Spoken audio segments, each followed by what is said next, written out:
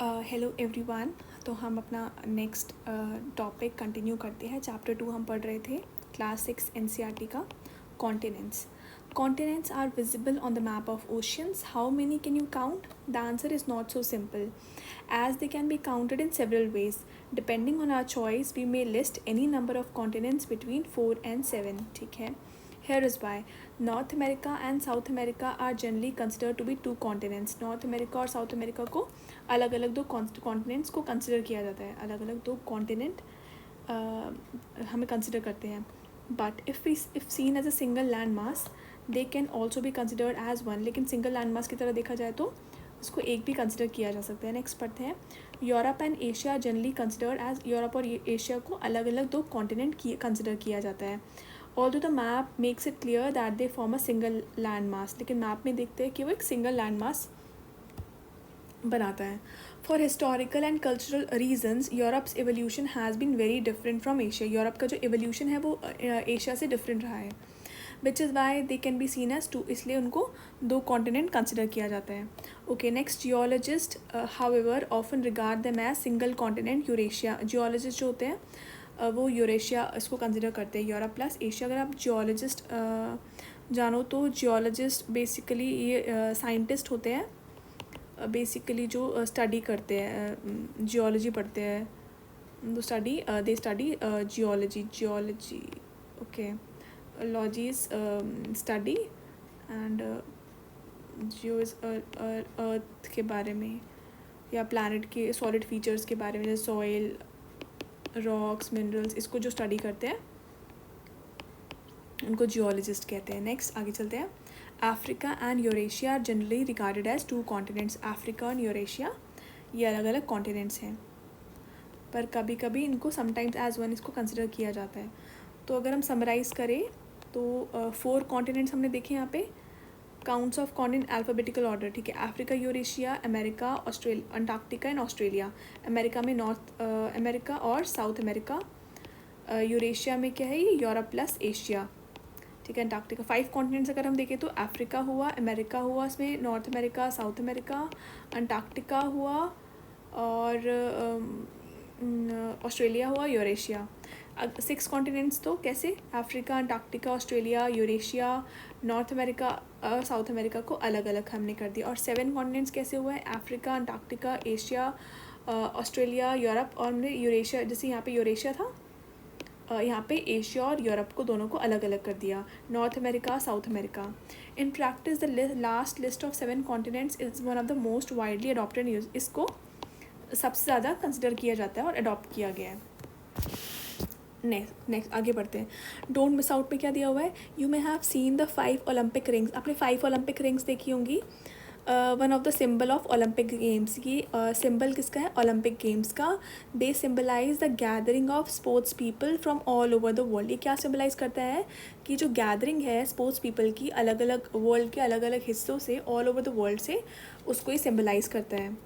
The rings were chosen to represent 5 inhabited continent. जो rings थे इनको चूज़ किया गया था basically to represent 5 inhabited continents, जहाँ पे 5 कॉन्टिनेंट जहाँ पे लोग रहते हैं, जैसे कि Africa, America, Asia, Australia and Europe. तो उसी बेसिस पे ये ओलंपिक की रिंग बेसिकली ये सिंबल बनाया गया था। Now let us look at the diagram on page 36 which is based on the list of 7 continents. It does not show their actual shape but the relative sizes के बारे में बात करें कि देख रहे हैं कि एशिया बहुत ही बड़ा है ना, साइज़ की बात कर रहा है, ये साइज़ की रिलेटिव साइज़ के बारे में है। एशिया बहुत बड़ा है, अफ्रीका भी उसके बाद लग रहा है ना। नेक्स्ट लग रहा है नॉर्थ अमेरिका, फिर South America I guess, Europe and then Australia. ठीक है, आगे देखते हैं हम। Counting the number of square the name of the largest, ठीक है, जिसके सबसे ज़्यादा स्क्वायर्स होंगे, हाँ अंटार्कटिका भी है नीचे, सॉरी, तो जिसकी सबसे ज़्यादा, तो ये एशिया लग रहा है सबसे ज़्यादा स्क्वायर जिसके होंगे, तो that is the largest one. And जिसके कम है वो स्मॉलेस्ट है। Which one is larger, north America और साउथ अमेरिका, इसमें से कौन बड़ा है, नॉर्थ अमेरिका या साउथ अमेरिका? इसकी काउंट करेंगे हम, 1 2 3 4 5 6 9 12 15 18 है इसके कितने ब्लॉक है,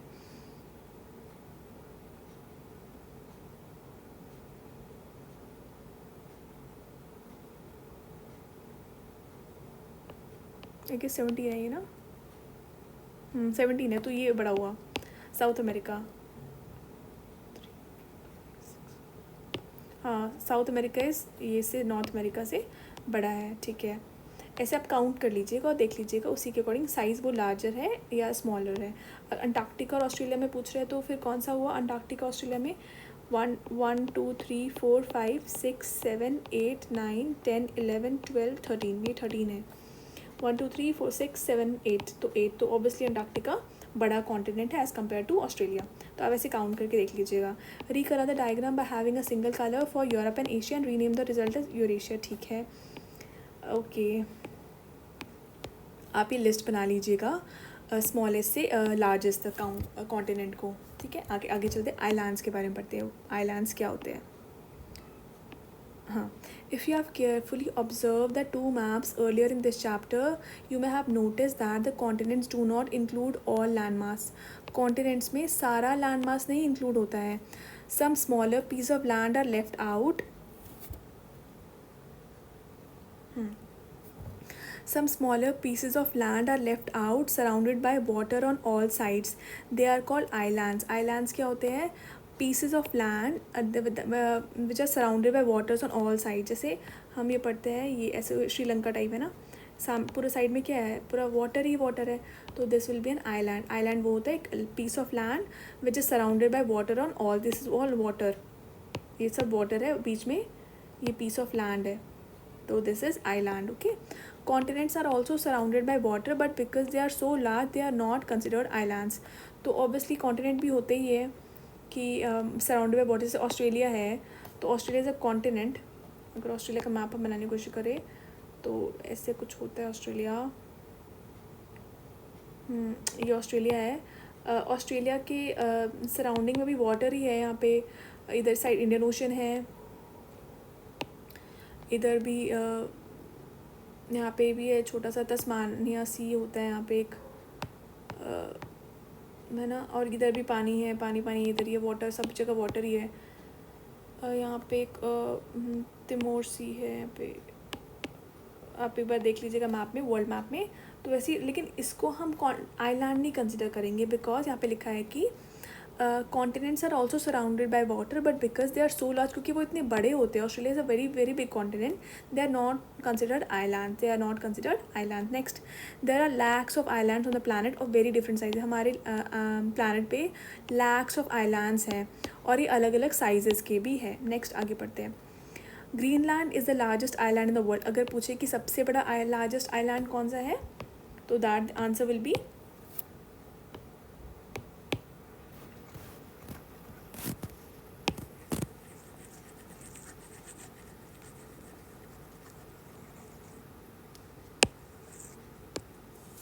अगर हमसे पूछे कि लार्जेस्ट आइलैंड कौन सा है वर्ल्ड में, तो answer would be Greenland will be the Greenland is the largest island in the world, located on a globe और अ मैप. ठीक है,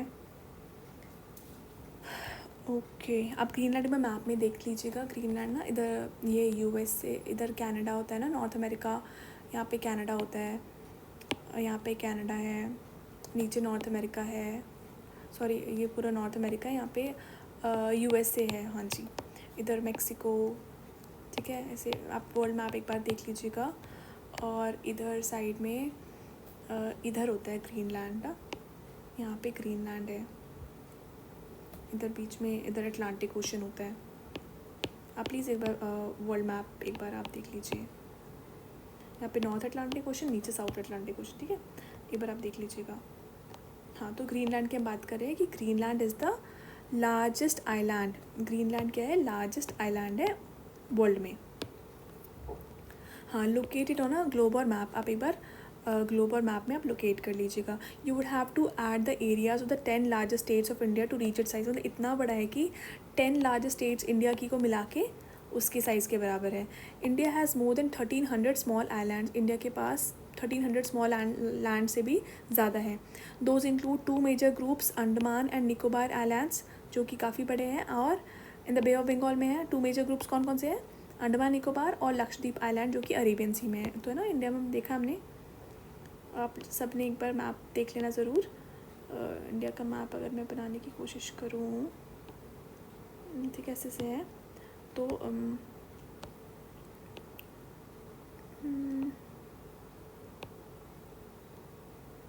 ठीक है।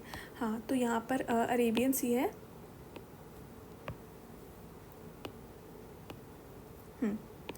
यहाँ पर अरेबियन सी अगर है तो ये है bay of Bengal, bay of Bengal. ठीक है, तो यहाँ पर लक्षद्वीप आइलैंड्स है, ये लक्षद्वीप आइलैंड्स है यहाँ पे,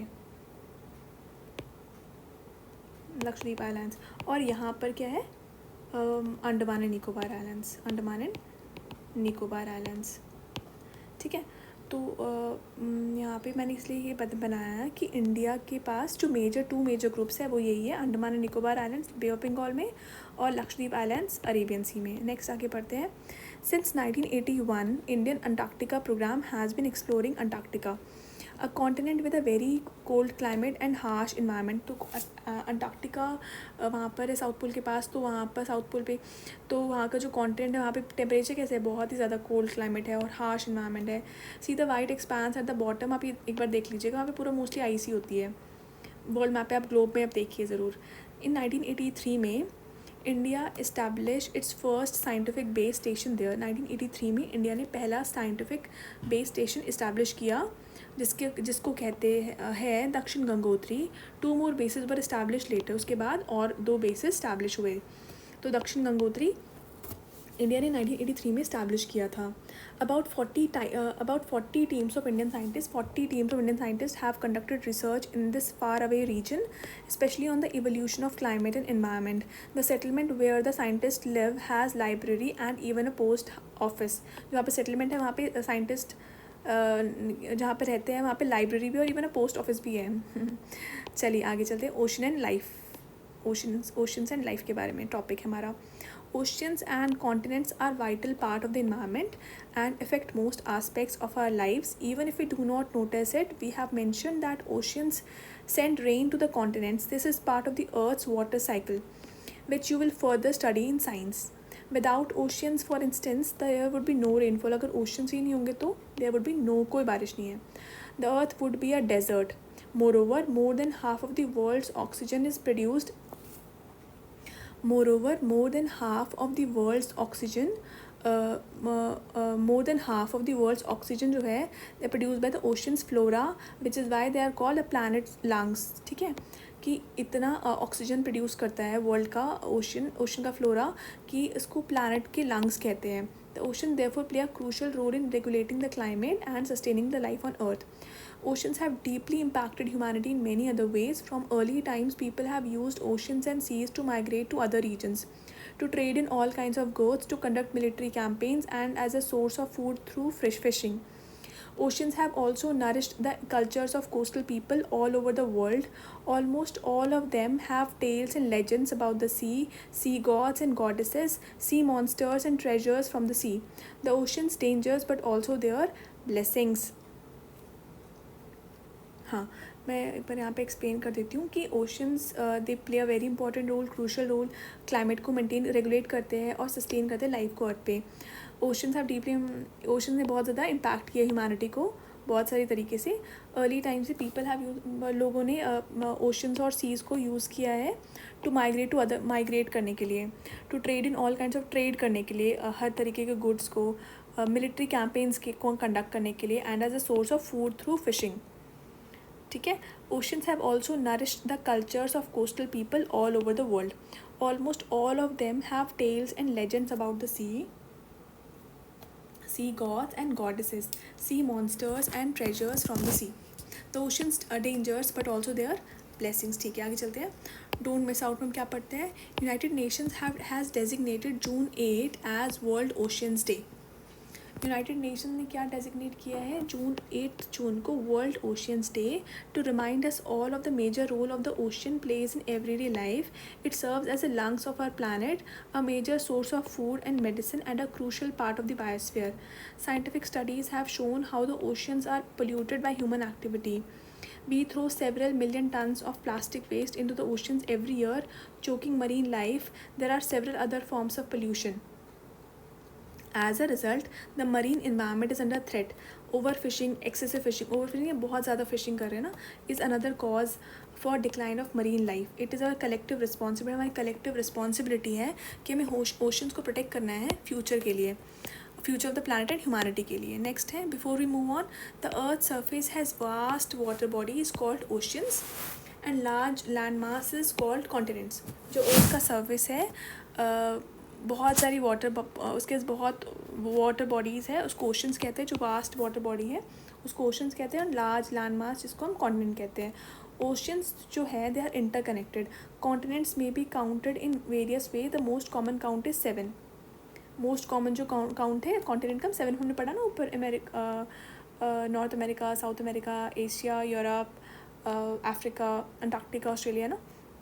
ऐसे ही northern hemisphere has more land than southern hemisphere. जो नॉर्दर्न हेमिस्फीयर है उसके पास ज़्यादा लैंड है as compare to southern hemisphere में. ज़्यादा हम ओशन, सीज यही सब देखते हैं. नॉर्दर्न हेमिस्फीयर में ज़्यादा लैंड है.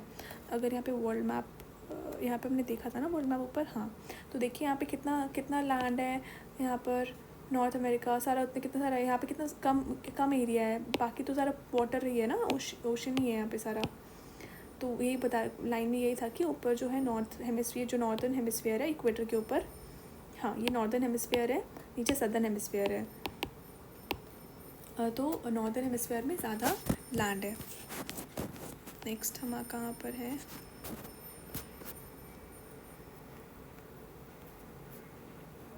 हाँ, oceans support all kinds of marine life and play a critical role in the world climate. They are now seriously affected by human activity and need a collective protection.